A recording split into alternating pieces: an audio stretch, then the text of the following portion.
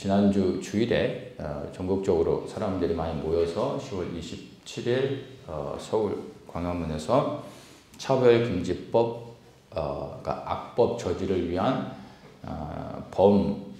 범교단적인 연합예배가 진행이 되었습니다. 그래서 자세히 보진 않았지만 대략 한 100만 명 넘게 모였다라고 그렇게 이야기를 하는 것 같습니다. 제가 이 10월 27일 연합예배가 있기 전에 이것이 잘못된 것이라고 제가 말씀을 나눴고 또 영상을 통해서 그것에 반대하는 부분에 대해서 이야기를 좀 나눴습니다. 그런데 그 부분이 좀 충분하지 않았던 것 같아서 오늘 말씀으로 좀 그 부분에 대한 자세한 부분들을 좀 나누려고 합니다. 제가 이 연합 예배를 반대했던 이유는 동성애를 지지하거나 차별금지법이 통과되기를 원해서가 아니라 악법을 막는 것보다 더 중요한 것이 바로 우리의 믿음을 온전히 지키는 거룩한 순결함, 그것이 더 중요하기 때문에 그 연합 예배에 대한 부분에 대해서 제가 부정적인 견해를 가지고 그것을 반대했었던 것입니다. 근데 이제 일주일이 지났지만 이제 연합 예배가 끝난 후에 제가 자세히 그 내용들을 살펴보지는 않았지만 대략적으로 봤을 때 역시나 하는 좀 생각이 들었습니다. 그래서 이제 제가 다시 정리해서 말씀을 드린다면 10월 27일 연합 예배는 사실은 하나님 앞에 영적인 음란이고 그리고 예수님에 대한 배도의 행위였습니다. 그래서 무엇이 잘못되었는지에 대해서 제가 왜 그렇게 단정해서 말하는지 자세히 좀 나누려고 합니다. 연합 예배는 이미 끝난 일이지만 지나간 것을 굳이 언급해서 제가 이야기하는 이유는 이것이 단 하나의 사건으로 지나간 일이 아니라 앞으로 이와 유사한 또 다른 많은 우리를 미혹해 하여 그리스도를 믿는 믿음에서 배도하게 하는 일들이 계속해서 일어날 것이기 때문에 지나간 일의 언급함으로 인해서 앞으로 또다시 우리를 미혹하는 일들이 있을 때 그것을 분별하고 우리의 믿음을 어떻게 지켜봐야 되는지 이런 부분들을 나누기 위해서 지난주에 있었던 연합 예배에 대해서 다시 짚어보도록 하겠습니다. 왜 지난주에 있었던 10월 27일 연합 예배가 배도의 일인지 좀 보면 그 연합 예배를 주도한 그 주최 측의 이제 목사님들을 잠깐 보면은 깊이 안 들여봐도 이 답이 나옵니다. 제일 먼저 그 고문으로 이 연합 예배에 고문으로 이렇게 섬겼던 김정한 목사님이 계신데 그 김정한 목사님은 한국에서는 굉장히 인정받는 훌륭한 목사님이지만 그분은 WCC 그리고 WEA에 깊이 관여해서 한국의 WCC가 이제 2013년에 있었는데 그 WCC가 개최될 수 있도록 가장 수고하신 애쓰셨던 분입니다. 그리고 WEA도 마찬가지 그것을 한국교회와 연결시켜서 깊이 관여해서 그 WCC나 WEA의 운동을 여전히 지금도 활동하고 있는 그러한 목사님이십니다. 그리고 공동대회장이었던 정성진 목사는 WCC의 상임위원으로 현재도 역할을 하고 있고 또 9월 달에 있었던 로잔 언약, 로잔 운동에 대해서 로잔 언약은 한국교회가 나아가야 할 길이다 라고 로잔 운동을 지지했던 목사님이십니다. 또 다른 공동대회장이었던 오정현 목사님은 동일하게 로잔 대회를 지지했고 또 이 로잔의 정신을 전파하겠다라고 언급을 했습니다. 그리고 나중에 이렇게 봤더니 그 로잔 운동이 진행됐던 그 시기에 어떤 뭐 큰 어떤 집회를 교회에서 했나 봐요. 근데 거기에 리고런 목사를 초청해서 어떤 그 지도자들 세미나를 했었습니다. 근데 리고런 목사는 지금은 이제 조교파적으로 이제 사역을 하는 것 같은데, 원래는 이제 남침내회 목사였다가 남침내에서 탈퇴를 했습니다. 그리고 뭐 많은 크리스천들, 기독교계에서는 뭐 베스트셀러 작가로서 또 세들백 교회 담임으로서 뭐 많이 알려져 있는 분이신데, 이 리고란 목사는 뭐 자세히 설명하지 않아도 아시는 분은 다 아시겠지만은 이미 예수님을 믿는 믿음에서 한참 벗어나신 목사님입니다. 그리고 또 크리슬람 운동을 주도하고 있죠. 그래서 기독교와 이슬람을 혼합시키려고 하는 운동을 창시한 이미 배도의 길을 한참 달려가고 있는 그런 목사입니다. 그런 목사를 초청해서 말씀을 듣고 한다는 자체가 이미 많이 벗어났다라는 것을 알 수가 있는 것입니다. 또 다른 공동대회장 이영훈 목사도 동일하게 로잔 대회를 지지하는 분이고, WCC가 한국에 개최될 수 있도록 아주 적극적으로 이 김서만 목사 그리고 김정한 목사와 함께 섬겼던 그러한 목사입니다. 그리고 이번 그 연합예배 자문위원으로 섬겼던 김서만 목사는 말 그대로 2013년에 한국 부산에서 WCC가 개최될 수 있도록 가장 수고한 목사이죠. 한국의 WCC가 개최될 수 있도록 했던 장본인입니다. 그리고 이번 연합예배 실행위원장으로 섬긴 손현보 목사는 로잔 운동을 적극적으로 지지하면서 로잔 운동을 반대하지 마라.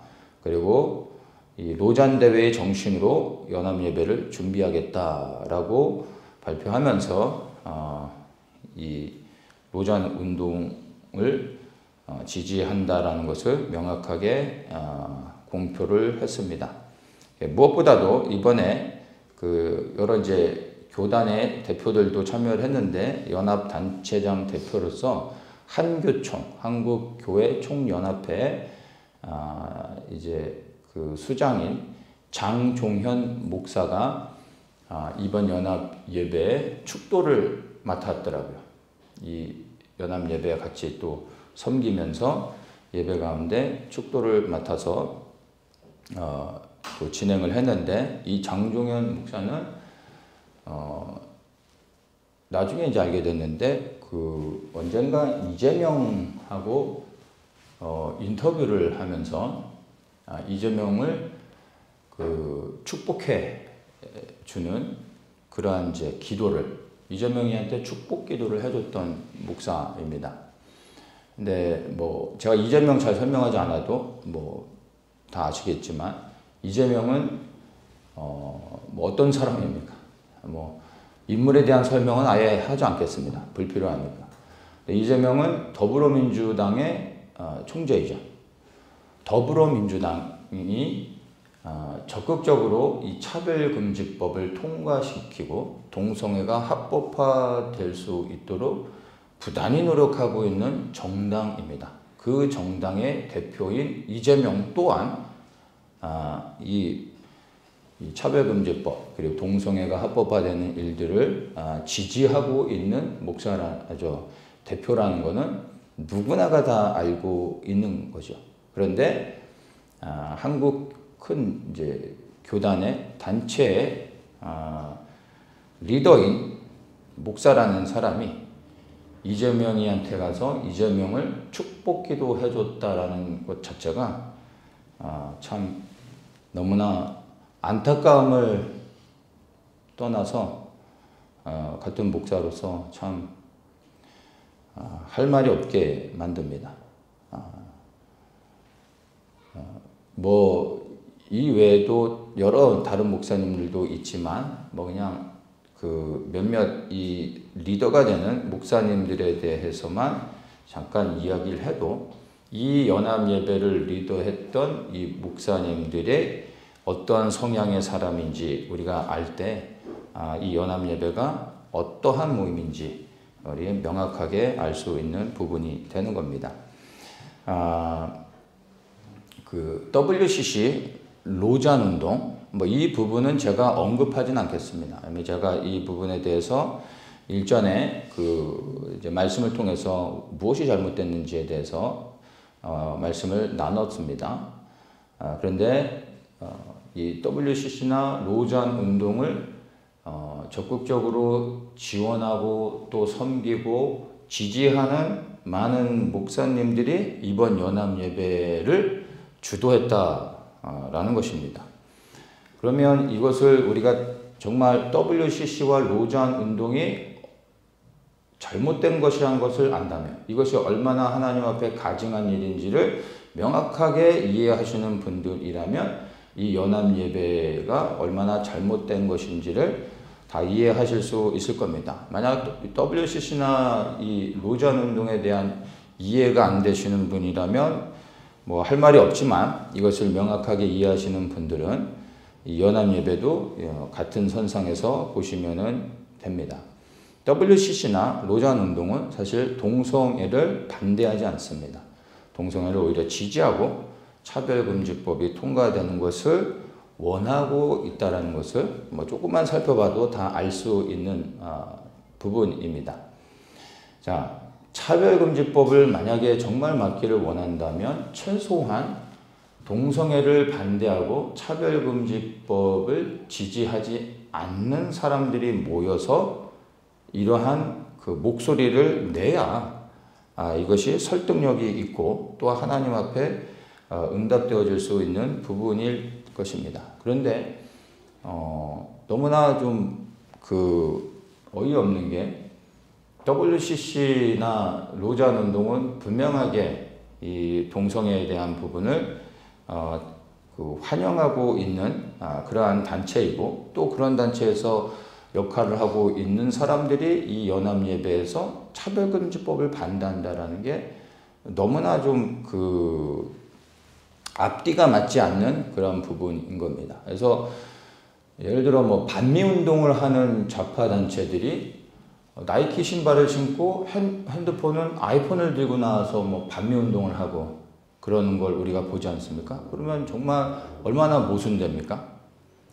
반미를 하는 사람들이면 최소한 미국 제품에 대해서는 좀 알아서 이렇게 좀 조심해서 그날만이라도 반미 운동을 할 때는 그런 것들을 좀 지혜롭게 이렇게 걷어야 되는 거 아닙니까? 그런데 오히려 반미하면서 미국 제품들 그런 거 사용하고 자녀들은 다 미국에 유학 보내고 그러면서 반미하고 그런 사람들이 정말로 너무나 많다는 것을 우리가 봅니다.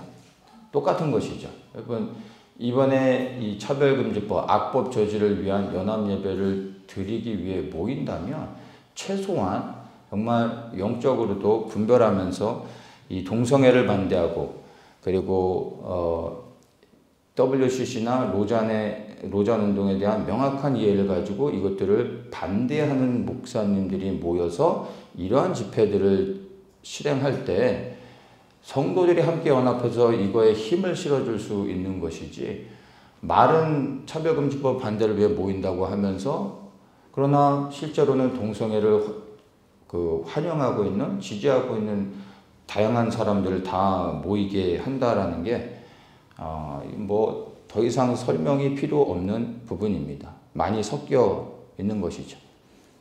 그래서 10월 27일 연합예배는 사실 영적 순결함을 잃어버린 의미 없는 혼합주의 운동이라고 정의를 내릴 수가 있는 겁니다. 유대인들이 바벨론 포로에서 돌아와서 성전을 재건할 때 어려운 상황 가운데서 그들이 힘겹게 성전을 재건하고 있었던 상황입니다. 그런데 너무나 고맙게 사마리아 사람들이 성전 재건을 하고 있는 유대인들을 찾아와서 우리가 너희와 함께 하겠다. 우리도 하나님을 섬기는 사람들이다 하면서 바벨론에서 돌아온 스룹바벨과 그 유대 사람들과 함께 동참하겠다고 합니다. 얼마나 고마운 일입니까? 얼마나 힘이 되는 상황입니까? 그런데 스룹바벨은 오히려 그들을 환영하고 함께 동참할 수 있도록 하는 것이 아니라 완전히 그들을 거절합니다. 너희는 우리와 상관이 없다 이렇게 말하면서 우리가 하나님을 위하여 홀로 건축하리라 이렇게 말합니다. 이것을 가만히 보면 어떻게 보면 어리석은 결정이라고 볼 수가 있는 겁니다. 그들끼리 모여서 성전을 재건하는 것도 너무나 고되고 힘들고 어려운 일인데 도와주겠다고 찾아온 사람들을 오히려 쫓아내고 거절하고 우리는 너희와 함께 할 수 없다. 우리끼리만 하겠다라고 말하는 겁니다. 가만히 보면은 어리석을 뿐만 아니라 무모하고 그리고 굉장히 어떤 독선적인 그러한 모습으로 비춰질 수 있습니다. 그러면 왜 스룹바벨은 돕기 위해서 찾아온 사마리아 사람들을 거절했을까요? 우리가 너무나 잘 아는 부분이죠. 너무나 분명합니다. 사마리아인들은 그들은 같은 하나님을 섬긴다고 말하고 있지만 유대인들이 볼 때 같은 하나님을 섬기는 자들이 아닌 것입니다. 맞습니까?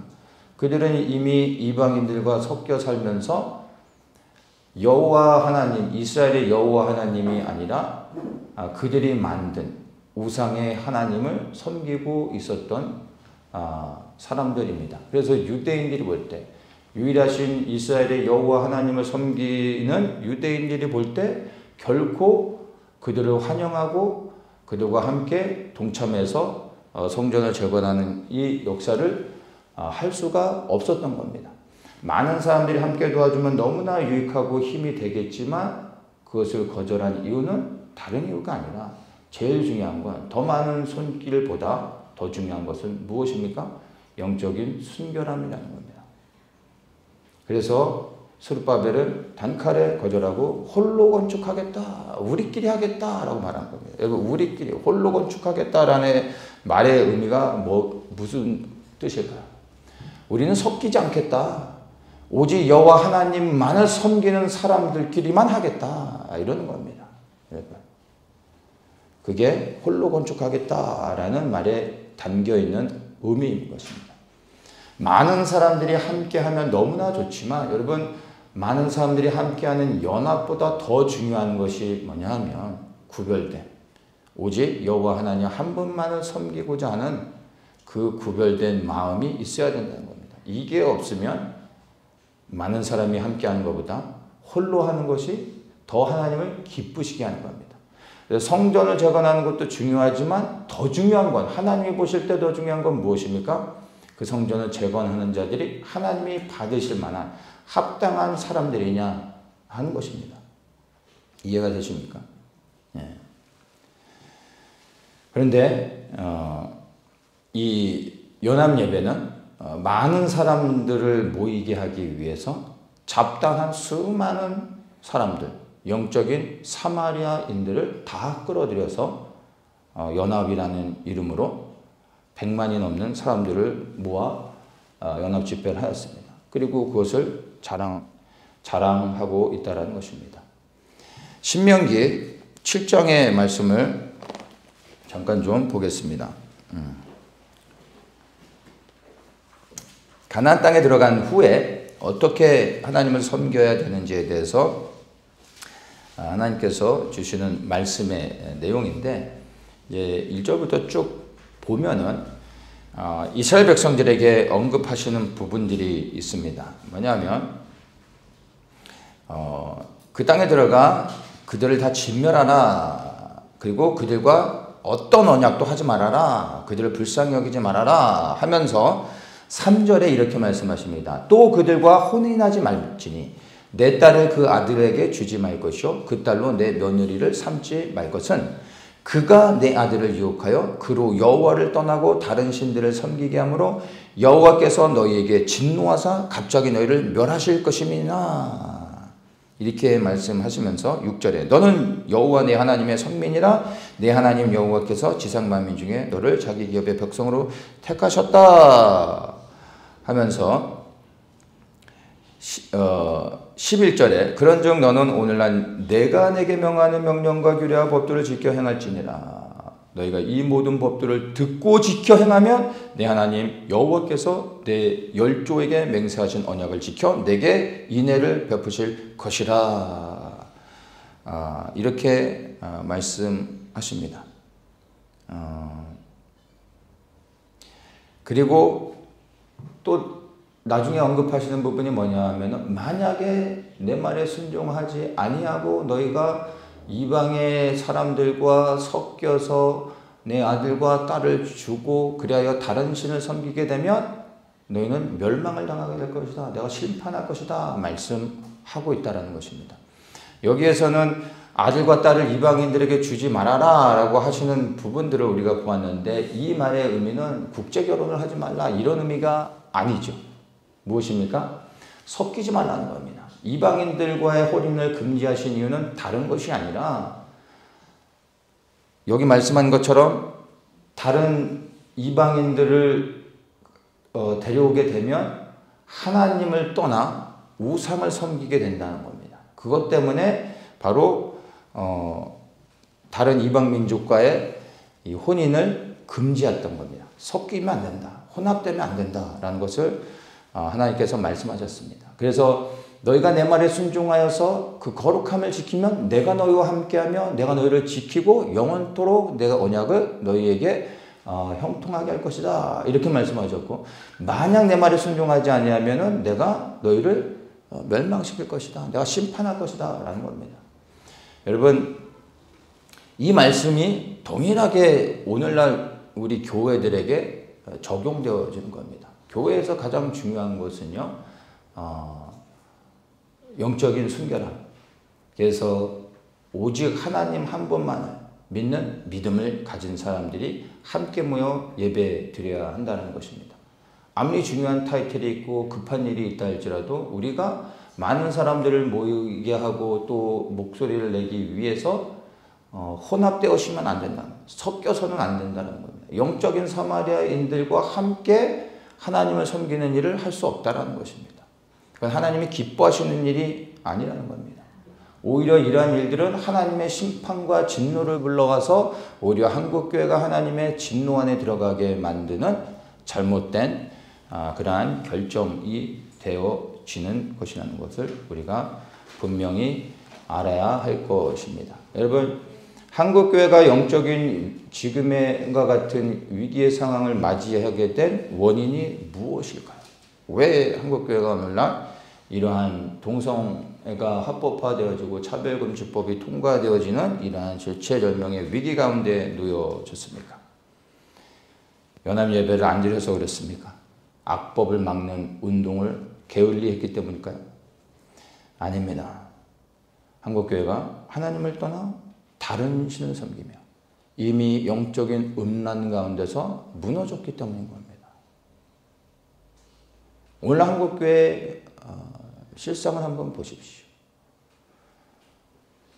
올해만 하더라도 여러분 큰 뉴스 가운데 드러난 수많은 목사들의 불륜 사건들, 재정비리 사건들 얼마나 많습니까? 그리고 교회 안에 들어온 다른 복음, 예수 그리스도를 믿는 유일한 복음이 아니요 유사한 다른 복음들, 번영 복음을 비롯하여서 수많은 다른 복음들이 오늘날 교회 안에 넘쳐나고 있습니다. 그리고 WCC와 WEA 또 로잔 운동과 같은 이러한 혼합주의 운동이 교회를 휩쓸고 있습니다. 이러한 모든 것들이 하나님을 떠나 다른 신을 섬기고 있다라는 증거이고 열매로 나타나고 있는 겁니다. 우리에게 제일 먼저 필요한 것은 함께 모여 많은 사람들이 모여 이러한 어떤 운동을 통해서 목소리를 내는 것이 아니라 진정으로 우리의 죄를 회개하고 통회하는 마음으로 하나님 앞에 나아가 회개해야 되는 것입니다. 프로그램으로, 시스템으로 많은 사람들이 모여서 해결할 수 있는 일이 아닙니다. 그래서 경건의 모양은 있지만 경건의 능력은 잃어버린 한국교회, 그리고 그 연합예배 또한 겉으로 볼 때는 경건의 모양은 있지만 사실은 경건의 능력을 잃어버린 그러한 헛된 운동이었다는 것입니다. 차별금지법이 통과되면 다 끝난 거라고 말하고 교회는 다 죽게 된다. 그래서 정말 차별금지법 동성애가 합법화되어지고 나면은 그 즉시로 모든 교회가 다 사라질 것처럼 두려움을 주는 그러한 말들을 하고 있습니다. 근데 여러분 절대 그렇지 않습니다. 여러분 교회는 세상의 악법으로 인해서 무너지는 곳이 아닙니다. 교회는 오히려 교회 안의 불법과 타락으로 스스로 무너지는 것입니다. 그리고 오늘날 한국교회는 그 길로 가고 있습니다. 교회가 이스라엘 백성들처럼 스스로 하나님을 떠나 다른 신을 섬길 때 오늘 한국교회 안에 일어나고 있는 수많은 일들 아니겠습니까?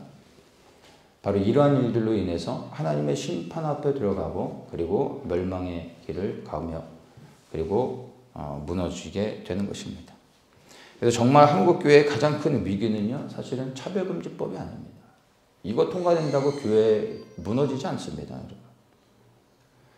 한국교회의 가장 큰 위기는 차별금지법 통과가 아니라 교회의 타락인 겁니다. 목사들의 타락인 겁니다. 영적인 음란. 이미 교회 안에 수많은 성도들은 하나님만을 섬기는 거룩히 구별되어진 하나님의 백성들이 아니라 수많은 영적 사마리아인들, 영적인 사마리아인들이 넘쳐나고 있다는 겁니다. 스스로 사마리아 사람들은 스스로 나도 하나님을 섬긴다라고 말하고 있지만 예루살렘 유대 백성들이 볼 때 그들은 하나님을 섬기는 사람이 아닌 것을 구별해 볼 수 있었던 것처럼 오늘날 교회 안에 수많은 사람들은 자기가 거룩히 구별되어진 하나님의 백성이라고 말하지만 사실 정말 오직 복음에 반응하고 복음에 순종하며 살아가는 사람들이 볼 때는 누가 영적 사마리아인들인지 볼 수 있는 겁니다. 명확하게 드러나는 겁니다. 판단하는 것이 아니라 분별하여 알 수 있는 부분입니다. 근데 오늘날 교회 안에 영적 사마리아인들이 너무나 많다는 것입니다. 여러분, 많은 사람들이 모여 예배할 때 하나님께서 우리의 기도를 들으시는 게 아니라 아무리 적은 교회라 할지라도 진실된 회개를 할 때 하나님께서 들으시고 응답하시고 하나님께서 역사하시며 교회를 지켜주실 수 있는 겁니다.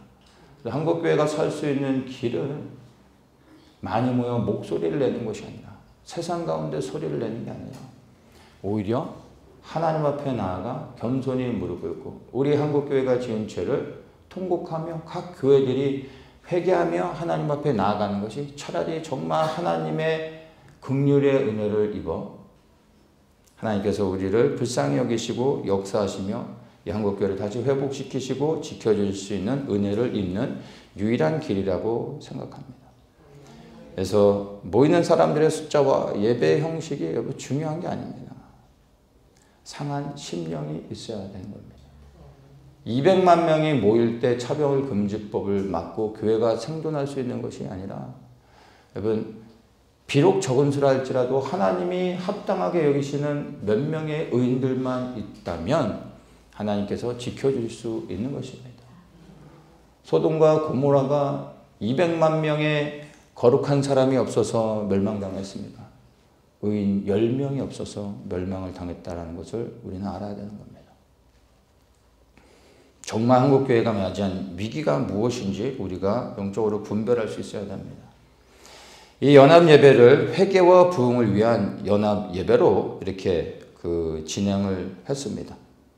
그래서 회개, 그리고 이 회개를 통해 우리가 새롭게 한국교회가 부흥하길 원한다라는 이런 모토로 회개와 부흥을 연결시켜서 이 연합예배의 컨셉을 잡았습니다. 여러분, 이 회개의 역사는 어떻게 일어나는지 아십니까?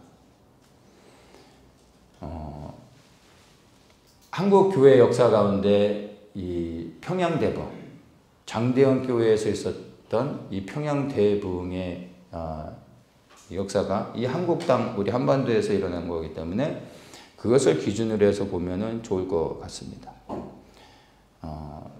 세계 교회의 부흥의 역사 가운데 3대 부흥의 역사 가운데 들어가는 게 평양대부흥 사건입니다. 이 평양대부흥의 사건은 정말로 세계 교회 역사 가운데서도 인정할 만큼의 놀라운 이 부흥의 역사가 있었던 그런 교회였는데, 이 평양대부흥의 역사가 일어날 수 있었던 그 배경들을 보면 이제 많은 교회들이 함께 연합해 가지고 사경회를 하는데 집회를 한 거죠.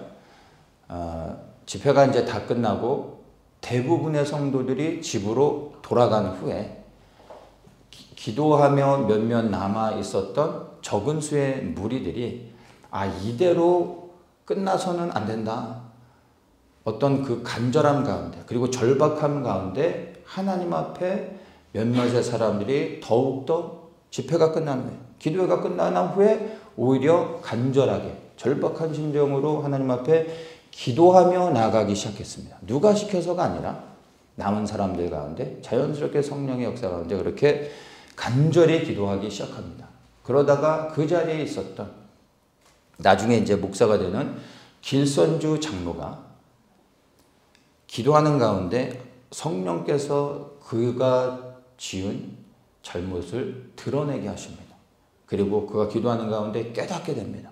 그래서 이 길선주 장로가 벌떡 일어나서 앞으로 나가 자신이 지은 죄를 공개적으로 모든 사람들이 보는 앞에서 그 죄를 자백합니다. 그리고 하나님께 회개합니다. 뭐였냐면 친구의 돈을 자기가 훔친 거예요. 친구가 죽기 전에 이제 재산 정리를 해달라고 도움을 요청했는데 죽은 친구의 재산을 정리해 주다가 돈을 보니까 그 돈을 갖고 싶었던 거예요. 그래서 친구의 돈을 자기가 훔쳤어요. 근데 기도하는 가운데 성령께서 그것을 드러내게 하신 거예요. 그리고 그것으로 인해 괴로워하다가 나와서 그거를 고백을 합니다. 한 교회 장로가. 결코 쉬운 게 아니죠. 그냥 조용히 회개하고 조용히 돈만 돌려줘도 되는데 그렇게 하지 못합니다. 성령께서 견딜 수 없도록 앞에 나아가 성령의 강권하시는 가운데 그가 나아가 공개적으로 모든 사람들이 보는 앞에서 내가 얼마나 큰 죄인인지 내가 이런 죄를 지었습니다. 내가 그래서 하나님께 회개했습니다. 그리고 다음날 아침에 내가 이 돈을 훔쳤던 돈을 이제 미망인에게 돌려줄 것입니다. 내가 죄인입니다 하고 회개하고 내려갑니다. 그리고 통곡하며 웁니다. 그랬더니 놀라웠게 길선주 장로가 그렇게 자기의 죄를 고백하고 내려가고 울고 있을 때 갑자기 한 사람 한 사람씩 일어나기 시작합니다. 그러더니 나와서 자기 개인의 죄를 또 다른 누군가가 고백을 하는데 나는 이런 죄를 졌습니다. 나는 저런 죄를 졌습니다. 나의 돈을 훔쳤습니다. 사람을 때렸습니다. 사기를 쳤습니다. 그리고 계속해서 사람들이 나와서 죄를 회개하는데 그 회개의 내용들이 대부분이 뭐였냐면 음란의 죄, 간음의 죄, 불륜의 죄에 대해서 회개하기 시작합니다. 근데 그 자리에 나와서 회개했던 사람들이 목사, 교회 집사. 그 당시에 집사는 여러분 오늘날의 집사들하고 수준이 다릅니다. 교회 리더가 되는 사람들이 나와서 죄를 고백하는 게 다 간음의 죄를 회개하는 거예요. 공개적으로 모든 사람들 앞에서 내가 목사가 나와서 내가 어느 여집사와 간음죄를 졌습니다. 어느 집사가 나와 내가 어느 옆집에 여인과 간음죄를 졌습니다. 그들이 회개하는 죄들이 정말로 자백하기 절대 쉽지 않은 이러한 것들을 그들이 스스로 성령의 감동 가운데 죄인됨을 고백하고 회개하고 통곡하며 울기 시작합니다.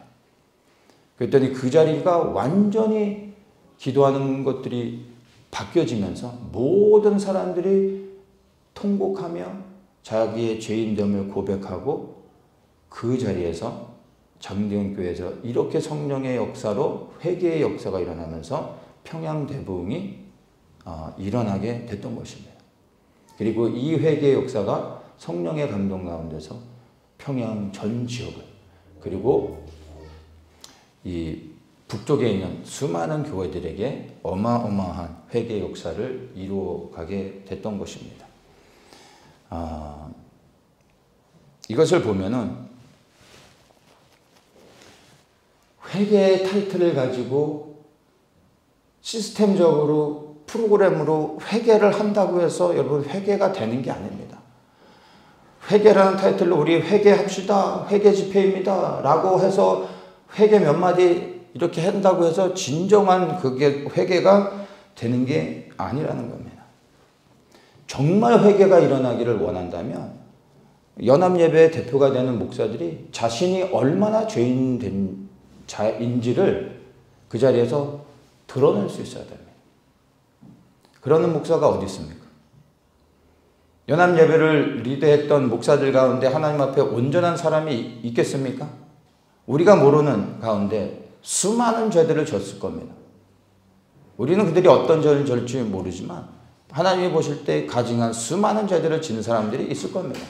어느 누구도 자신의 죄를 길선주 장로와 같이 회개한 사람이 있습니까?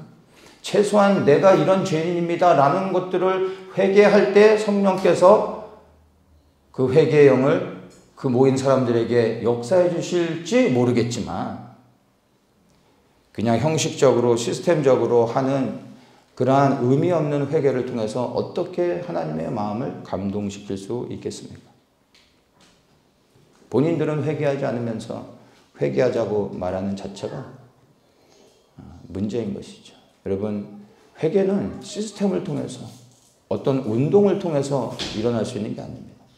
그리고 회개와 부흥을 연결시켜서 이렇게 회개했으니까 하나님이 이렇게 부흥해 주시겠지라고 공식적으로 만드는 이런 한국교회 오랜 시간 동안 고질적으로 반복되어진 이런 모습들이 저는 너무나 싫습니다. 회개 몇 마디 하면 한국교회에 부흥을 줄 것처럼 기대하는 모습들. 부흥 또한 동일합니다. 부흥도 사람들이 인위적으로 모여서 예배드리면서 만들어낼 수 있는 게 아니라는 것을 제가 수도 없이 부흥에 대해서 이야기했었습니다. 부흥, 회개와 부흥 이 두 가지는요. 성령님의 고유한 역사이십니다. 우리가 만들 수 있는 게 아닙니다. 우리가 원해서 되어지는 게 아닙니다. 누군가가 상한 심령이 되어져서 죄를 통곡하며 회개할 때 긍휼의 은혜를 주셔서 회개의 역사가 일어나고 그 다음에 부흥의 역사를 성령께서 허락해 주실지는 모르겠지만 우리가 그것을 말한다고 해서 실제로 되어지는 게 아니라는 겁니다. 그런데 오늘날 한국교회는요. 역사 속에 일어난 회개와 부흥의 사건들을 보면서 공식화시켜서 그리고 이것을 시스템적으로 인위적으로 만들려고 하는 끊임없는 시도들을 하고 있는 것을 볼 때 너무나 안타깝습니다. 여러분, 이러한 예배를 하나님께서 받으실 수 있겠습니까? 100만 명이 모여서 예배를 드려서 우린 차별금지법을 반대한다라고 했기 때문에 뭐 정부에서 벌벌 떨고 그리고 민주당에서 무서워서 이 악법을 막아주겠습니까? 아니라는 겁니다. 저는 오히려 이번에 일어난 연합 예배로 인해서 하나님의 심판을 자초했다고 생각합니다. 하나님께서 이번만큼은 막아주시려고 했다가도 이 연합 집회로 인하여서 하나님의 진노가 오히려 한국 교회 가운데 임해서 동성애와 차별금지법이 더 빠르게 통과되어지고 한국 교회가 하나님의 심판 앞에 들어가게 되는 빌미를 제공했다고 저는 생각을 합니다. 악법을 막으려고 했다가 오히려 더 큰 하나님의 심판을 부르고 심판을 앞당기는 결과가 되어진 것입니다. 주님의 재림 전에 교회 안에 두 가지의 배도의 일들이 일어난다는 것을 여러분들이 잘 기억하셔야 됩니다. 오늘 우리가 읽은 본문의 내용들을 다시 한번 좀 보면 이 데살로니가후서 2장에 1절부터 제가 다시 한번 좀 읽어보겠습니다. 형제들아 우리가 너희에게 구하는 것은 우리 주 예수 그리스도의 강림하심과 우리가 그 앞에 모임에 관하여 이렇게 얘기합니다. 여기서 강림이라는 것은 재림을 말하는 겁니다. 성경에 재림이란 단어는 하나도 없습니다. 한글 성경에서는 강림이란 단어가 몇 번 나오는데 이 강림이 우리가 흔히 말하는 예수 그리스도의 다시 오심 재림입니다. 그래서 예수님께서 다시 이 땅에 오시는 것에 대해서 이야기합니다. 그러면서 2절에 주의 날이 이르렀다고 시동심하거나 두려워하거나 하지 마라 이렇게 말합니다. 즉 주님의 다시 오심이 임박해 있다고 해서 너희들이 놀라지 말아라 하면서 3절에 이어서 이렇게 이야기합니다. 누가 아무렇게 하여도 너희가 미혹하지 말라. 여기서 미혹하지 말라라는 것은 미혹당하지 말라입니다. 한글 개역 성경에서는 번역이 좀 부족한 부분이 있는데 미혹하지 말라. 너희가 미혹하지 말라. 이건 미혹당하지 마라. 속지 말아라. 이런 의미입니다. 먼저 배도하는 일이 있고 저 불법의 사람 멸망의 아들 나타나기 전에는 이르지 아니한다. 뭐가 이르지 아니한다고요? 그리스도의 재림이 배도하는 일이 있고 그 다음에 멸망의 사람 즉 적그리스도가 출현하기 전에는 그리스도께서 재림하시지 않는다. 지금 그리스도의 재림이 임박해 있지만 그리스도의 재림 전에 두 가지의 사건이 일어난다는 것을 말하고 있는 겁니다. 뭐요? 배도하는 일, 그 다음에 적그리스도의 출현. 그 다음에 주님이 오신다는 겁니다. 그러니까 마지막 때를 살고 있지만 아직은 주님의 재림이 임박해 있는 건 사실이지만 당장 오늘 내일 오시는 게 아니다. 먼저는 배도하는 일이 있다라고 말하고 있습니다. 오늘 여기서 제가 이제 말씀을 나누고자 하는 게 이 배도하는 일인데 이 배도하는 일도 자세히 보면 두 가지가 있게 됩니다. 이 배도라는 것은 뭐 배반, 배신, 그리고 버리다, 떠나다 이런 의미인데 뭐 예수님을 떠나다, 복음을 버리다 뭐 이렇게 이해를 할 수가 있겠죠. 근데 요 3절의 말씀을 제가 세 번역으로 한번 읽어드리겠습니다. 여러분은 아무에게도 어떤 방식으로도 속아 넘어가지 마십시오. 그날이 오기 전에 먼저 믿음을 배신하는 일이 생기고 속아 넘어가지 마십시오. 배도하는 것에 집중하지 마시고요. 배도하기 전에 배도라는 것을 말하기 전에 무엇을 먼저 얘기합니까? 속아 넘어가지 마십시오. 속지 마십시오. 라고 말하고 배도를 언급하고 있다는 겁니다. 자, 그러면은 데살로니가후서에서 말하는 이 배도는요. 배도는 예수 그리스도를 떠나는 것입니다. 예수 그리스도를 배반하는 것입니다. 근데 이 배도 자체보다 중요한 게 뭐냐면은 어떤 배도입니까? 속아 넘어가게 하는 배도가 일어난다는 겁니다. 그러니까 우리는 이 배도하면은 그냥 우리가 예수님을 떠나는, 예수님을 버리는 것으로만 생각하는데 이 데살로니가후서 2장에서 말하는 배도는 어떤 배도입니까? 우리를 속게 만들어서 배도하게 하는 일을 이야기하고 있는 겁니다. 그래서 내가 스스로 나의 의지를 가지고 예수님을 부인하고 떠나는 것은 뭐 그 본인의 결정이니까 그렇다 치지만 여러분 내가 예수님을 사랑했는데 그런데 내가 예수님을 따르다가 누군가에게 속아서 예수님을 떠나게 되었습니다. 원래는 예수님을 떠나려고 했던 게 아닌데 나는 예수님을 따른다라고 하며 따라갔는데 그게 예수님을 떠나버린 게 됐어요. 그러면 이 사람은 얼마나 억울합니까? 스스로 예수님을 떠나 예수님을 버린 사람은 뭐 자기 길을 간 겁니다. 억울할 건 없죠. 근데 정말 예수님을 섬기려고 했던 마음을 가지고 있었는데 누군가에게 미혹당해서 속아서 예수님을 떠나게 됐고 나중에 알았을 때 이미 그것으로 인하여 하나님의 심판 앞에 서게 된다면 얼마나 억울합니까? 근데 이런 일들이 일어난다는 겁니다. 그러니까 속지 마라. 속이지 못하게 하라. 속아 넘어가지 마라. 이것을 이야기하고 있는 겁니다. 두 가지의 배도가 있는데 첫 번째 예수 그리스도의 재림 전에 교회 내에 일어나는 두 가지의 배도 중에 첫 번째는 제가 말씀드린 미혹을 통해서 성도들을 속여서 믿음에서 떠나 그리스도를 버리게 하는 미혹하게 하는 이러한 배도가 첫 번째로 일어나게 되고 두 번째 일어나는 배도는 적그리스도가 출현한 다음에 핍박과 환난을 통해서 나의 의지를 가지고 내 생명을 지키기 위해 예수 그리스도를 부인하게 만들어 배도하게 하는 일이 일어나게 됩니다. 그래서 배도는 두 가지입니다. 지금 우리가 겪고 있는 배도의 일들은 첫 번째 배도, 우리를 속아 넘어가게 하여 그리스도를 떠나게 하는 배도의 사건들이 오늘날 지금 우리가 겪고 있는 그러한 배도의 역사라는 것을 우리가 이해해야 됩니다. 그리고 아직 두 번째 배도는 일어나지 않았죠. 왜죠? 적그리스도의 출현이 아직 안 되어졌기 때문입니다. 자, 그래서 여러분 만약에 친구가 여러분들에게 도움을 요청해서 여러분은 좋은 의도로 친구를 도와줬습니다. 근데 이 친구가 사기를 친 거예요. 아주 불법적인 큰 범죄 사기를 저질렀어요. 근데 저는 좋은 의도로 친구가 도움을 요청해서 좋은 의도로 정말 선한 마음으로 친구를 도와줬는데 그게 사기를 친 거예요. 그러면 저는 어떤 사람이 되는 겁니까? 공범이 되는 겁니다. 공범. 맞습니까?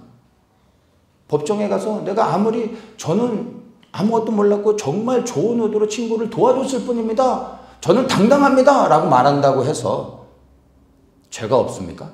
아닙니다. 공범이 되는 겁니다. 우리가 정말 좋은 의도로 예수님을 예배하기 위해 어느 모임에 갔습니다. 근데 그 모임이 우리를 속여서 사탄을 예배하게 하는 모임이었습니다. 내가 그 자리에 가서 예배를 드렸다면 나는 누구를 예배한 겁니까? 나는 주님 앞에 떳떳해. 나는 주님을 예배하러 갔기 때문에 그 자리가 사탄을 예배하는 자리건 뭐든 나는 주님을 예배한 거야. 라고 말할 수 있습니까? 속아 넘어간 겁니다. 이게 배도하는 겁니다. 이해되십니까? 변명의 여지가 없는 겁니다. 그래서 이 마지막 시대에 영적인 분별력을 갖는 게 너무나 중요합니다. 저 지난주에 수많은 사람들이 차별금지법을 반대하고 정말 좋은 의도로 대다수의 성도들이 참여했을 겁니다. 그런데 그들의 의도와 상관없이 사실은 그것이 배도하는 현장이었다는 겁니다. 그 마음이 순수했다 할지라도 그들의 결과는 하나님이 가증히 여기시는 이런 악한 일들 가운데 동참한 겁니다. 여기에 대해서는 하나님께서 책임을 물으실 겁니다. 돌이켜 회개해야 되는 것입니다. 차별금지법을 막는 것보다 더 중요한 것이요. 말씀드린 것처럼 여러분 믿음의 순수함을 지키는 것입니다. 차별금지법을 막기 위해서 믿음에서 떠나 배도해도 되는 겁니까? 일단 급한 불부터 꺼야 되니까 아무 사람이나 연합해서 할 수만 있다면 이런저런 사람들과 섞이더라도 함께 목소리를 내는 게 중요합니까? 그렇다면 차별금지법을 막는 그 진정한 의미가 무엇입니까? 누구를 위한 것입니까? 나를 위한 것입니까? 하나님을 위한 것입니까? 차별금지법 당연히 막아야죠. 막을 수 있으면 막아야죠. 그러나 막는 것보다 더 중요한 게 무엇입니까? 우리가 정말 차별금지법을 반대하는 그 목적이 무엇인지에 대해서 명확하게 해야 됩니다. 누구를 위한 겁니까? 나입니까? 하나님입니까? 나를 위한 사람. 나를 위해서 이 차별금지법을 막는 사람은 아무하고나 연합할 수 있는 겁니다. 상관이 없는 거예요. 왜요? 이 차별금지법을 막아 내가 불편하지 않고 어려움을 당하지 않으려고 하는 거죠. 그러나 하나님을 섬기는 것이 제일 먼저의 목적이 되는 사람에게는 차별금지법을 막아야 되겠지만 이 악법을 막는 것보다 더 중요한 것이 내가 사랑하고 섬기는 나의 유일하신 하나님 앞에 이 모임이 하나님이 받으실 만한 예배인가 아닌가, 이게 더 중요한 것입니다. 만약에 이 모임이 하나님 보실 때 온전하지 못하다면, 그리하여 악법이 통과될 수밖에 없다 할지라도 하나님을 예배하는 사람이라면 하나님이 기뻐하시지 아니하는, 섞여 있는 영적인 사마리아인들과 함께 연합해서 하나님의 성전을 재건하는 일이 얼마나 하나님이 더럽게 여기시는 악한 일인지를 깨닫는다면 그렇게 할 수 없는 겁니다. 차라리 통과되더라도 홀로 서서 하나님 앞에 온전히 나아가는 게 하나님이 보실 때 기뻐하시는 거라는 겁니다. 차별금지법을 막는 것은 좋은 의도이지만 여러분, 이 차별금지법을 막는 것 자체가 목적이 됐다면 이것은 인본주의요, 인간 중심의 생각인 겁니다. 이게 하나님이 보실 때 가증한 일인 겁니다. 우리가 무엇을 하든 항상 중요하게 제일 먼저 생각해야 되는 것이 하나님을 위한 것이 됩니다. 나를 위한 것이 아니라 하나님을 위하여 해야 되는 것입니다. 이것이 기준이 된다면 우리가 누구와 모일 수 있는지를 생각하게 되는 겁니다. 스룹바벨이 결정을 내렸던, 우리가 홀로 건축하리라 했던 그 말의 의미를 여러분들이 곰곰이 한번 생각해 보셔야 되는 겁니다. 또한 많은 유대인들이 예수님을 로마로부터 독립시켜줄 메시아로 기대했습니다. 그러나 예수님은요, 그런 거에 신경 쓰지 않으셨습니다. 로마의 압제에 있는 유대인들을 전혀 구원해주지 않으셨습니다. 그들의 독립을 위해 일하지 않으셨습니다. 그분은 그냥 그분의 일만 하셨습니다. 시간이 지나자 이스라엘의 유대인의 메시아인 줄 알았던 예수님이 로마의 핍박 가운데 있는 자신들을 구원해주지 않자 수많은 유대인들이 예수님을 떠납니다. 버려버립니다. 그러나 하나님 나라의 소망을 발견했던 제자들은 땅의 나라가 아닌 하나님 나라가 이 땅에 임하도록 하나님 나라의 복음을 전하며 예수 그리스도의 말씀에 순종하여 주의 다시 오실 길을 예비하는 그 일에 그들의 생명을 걸게 되었던 것을 우리는 알 수 있습니다. 할 수만 있다면 차별금지법을 막아야 할 것입니다. 저도 그렇게 되길 원합니다. 그러나 말씀드린 것처럼 악법을 막기 위해서 영적 사마리아인들과 연합하는 것은 이미 믿음에서 떠나 배도하는 것입니다. 오히려 하나님의 심판을 자초하는 불법의 일, 악한 일이 되는 것입니다. 이미 한국교회는 그러한 죄를 또다시 저지르게 됐습니다. 여러분, 교회의 본질은 악법을 막는 것에 있지 않습니다. 불법이 성행하더라도 하나님 나라의 복음을 전하며 하나님이 교회에 주신 본질적인 부르심을 향하여 나아가는 것이 교회가 해야 될 일입니다.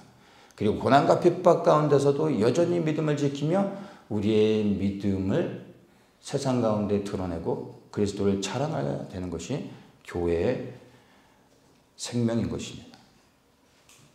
사람의 눈에는 이 차별금지법을 막기 위해 모인 연합예배가 너무나 선하게 보일 수 있었을 것입니다. 그러나 이 연합예배가 지난 후에 이제 그 결과를 보았을 때, 그들의 맺은 열매를 보았을 때 이것은 하나님보다 더 의로워지려는 지극히 인본주의적인 운동이었다라는 것을 볼 수가 있습니다. 그래서 정말로 머지않은 시간에 제가 볼 때는 한국의 동성애가 합법화될 것입니다.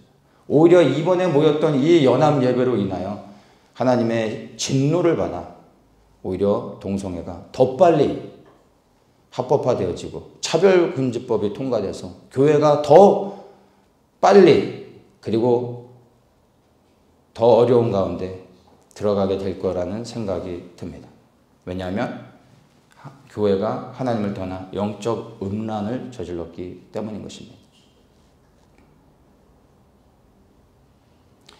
9월 달에 노전운동이 있었습니다. 그리고 연이어서 10월 달에 곧바로 또 이 연합 예배라는 타이틀로 하나님 수많은 사람들을, 성도들을, 순수한 성도들을 미혹하게 하여 배도하게 하는 일이 한국 땅에서 일어났습니다. 이것은 하나님의 심판을 앞당기는 그러한 결과가 되었습니다. 그래서 제가 볼 때 이제 끊임없이 심판에 대해서 이야기해 왔지만 오히려 이제 한국교회 하나님의 심판이 피할 수 없는 하나님의 심판이 다가오고 있다는 생각이 듭니다. 에스겔서 9장인가 보면 하나님께서 예루살렘을 심판하시기 전에 봇을 든 천사에게 명하여 그 땅에서 행해지고 있는 죄악들로 인하여 통곡하며 오는 자들을 찾아가 그들의 이마에 표를 하라 라고 말씀하십니다. 그리고 심판하는 천사들에게 이마에 표식이 되어 있는 자들을 건드리지 말고 그 외에 다른 모든 자들을 심판해라 말씀하십니다.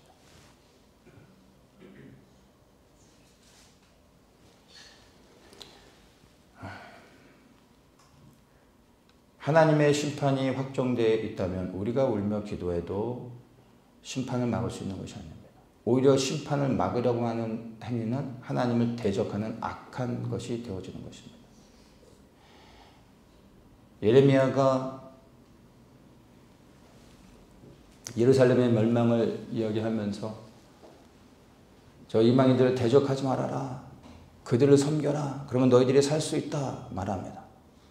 그런데 거짓 선지자들이 오히려 예레미야를 핍박하며 하나님께서 우리를 지켜주실 것이다 라고 속이고 그리하여 시드기야 왕과 수많은 예루살렘 백성들이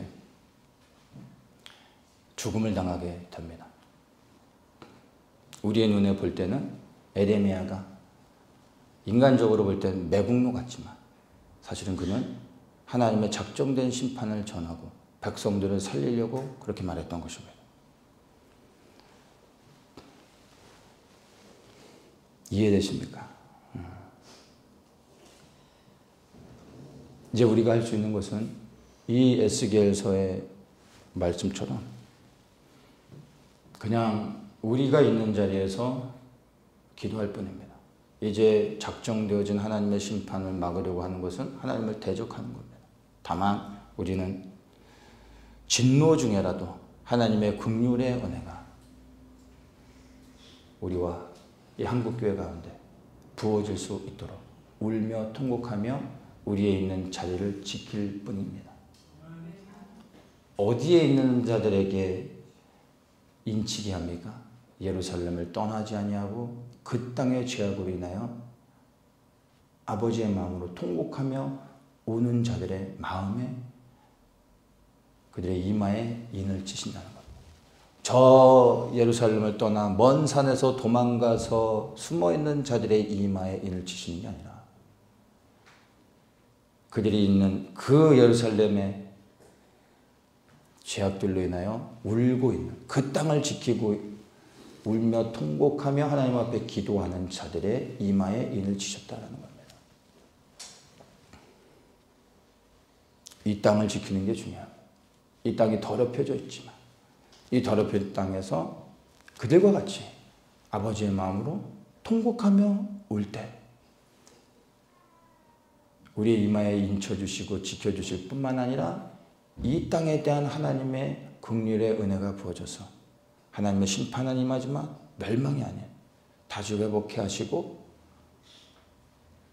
하나님의 사명을 감당할 수 있는 그런 은혜를 주시기를 소망하면서 그것은 전적인 주님의 일입니다. 우리가 간섭하고 외쳐서 되어줄 수 있는 게 아니라 다만 우리는 그런 긍휼의 은혜를 구하며 기도할 뿐입니다. 누군가 예루살렘의 그 성도들과 같이 이 땅의 죄악들을 통곡하며 이 자리를 지키며 기도하는 사람들이 있어야 되지 않겠습니까? 하나님의 천사들 보내 인을 치게하려고 했는데 그 땅에 하나님의 마음을 가지고 통곡하며 울며 회개하는 자들이 아무도 없다면 하나님의 마음이 얼마나 아프시겠습니까? 누군가는 이 땅에서 홀로 외롭게 설지라도 기도해야 되지 않겠습니까?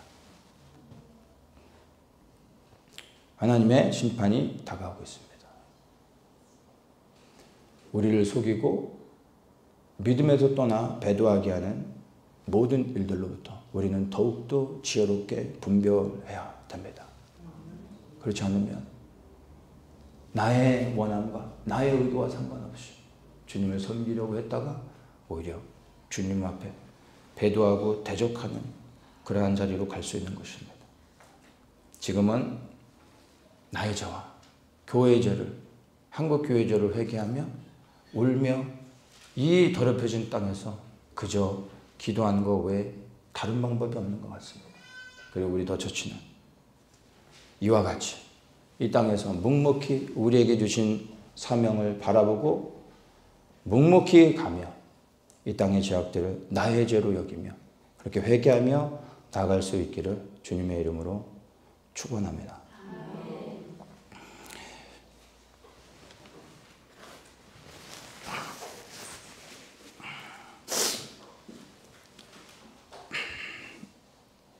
긍휼의 하나님 앞에 이 시간 겸손히 구하며 나아갑니다.